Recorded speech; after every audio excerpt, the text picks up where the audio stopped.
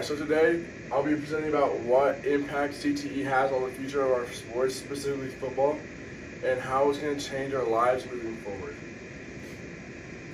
Pros and cons, are kind of up to your decision, but basically overall, a lot of mental aspects, both ways. For football, you learn good work ethic, discipline, mental toughness, emotional toughness.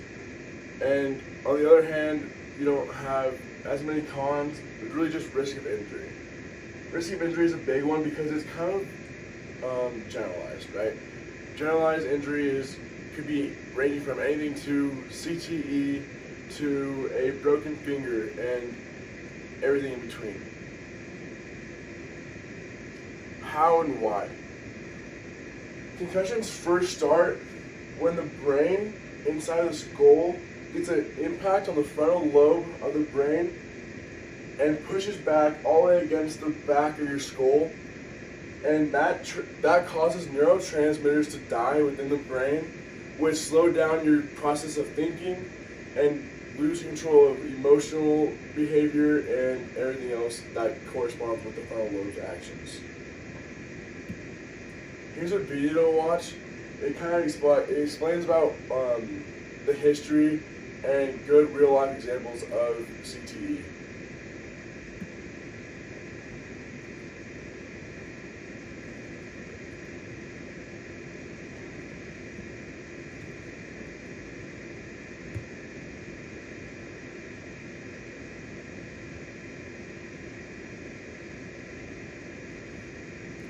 At age 43, and shooting oneself in the chest if you're a retired NFL player is code for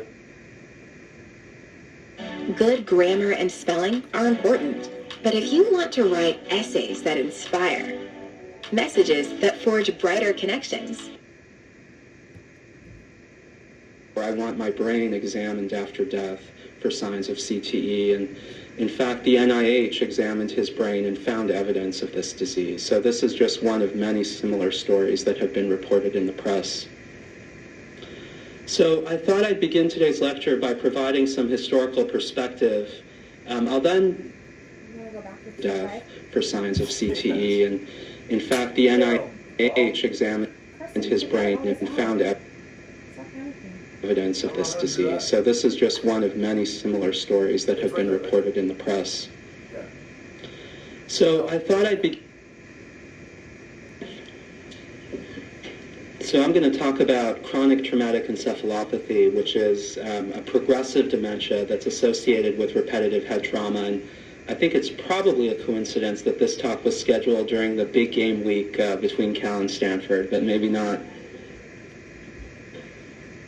So whether or not you're a sports fan, whether your main source of information is the New York Times or ESPN Sports Center, I think it's been hard to miss the many, many stories of fallen sports heroes that have been reported in the media in the last few years. These are usually stories about football stars or hockey stars who have suffered a devastating neurological and psychiatric decline after retirement and are found to have a deadly brain disease called chronic traumatic encephalopathy, or abbreviated as C.T.E. And I picked just one of the more famous stories. This is Junior Seau. He was an iconic figure in San Diego, where he spent most of his 20 years playing linebacker for the San Diego Chargers. He was a well-known civic figure, a great citizen. He had no reported history of concussions during his 17-year career, and he retired in 2010. But even near the end of his playing career, he was suffering from very significant psychiatric and neurologic symptoms.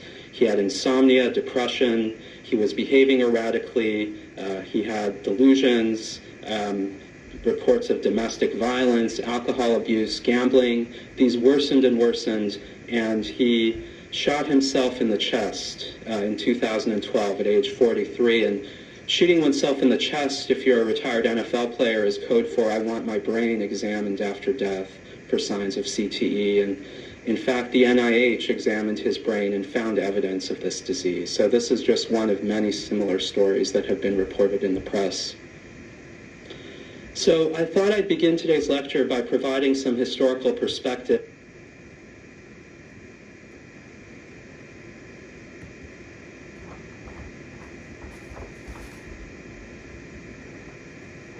Alright, so coming back to like famous football figures that have lived and died with this disease.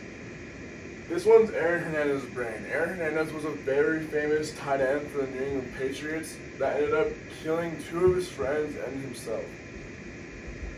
This picture will contrast the normal looking brain of a 27-year-old, which is how old Aaron was when he died, and what his brain actually looked like. You can see all these gray spots and kind of like a rotting of the brain, and that's what neurotransmitters look like, and neurons in your brain when they die and they lose function. This is what causes C.T.E.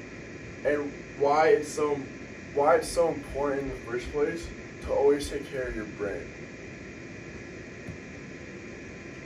My solution is that football's a great sport, and I wouldn't not want to play in any way.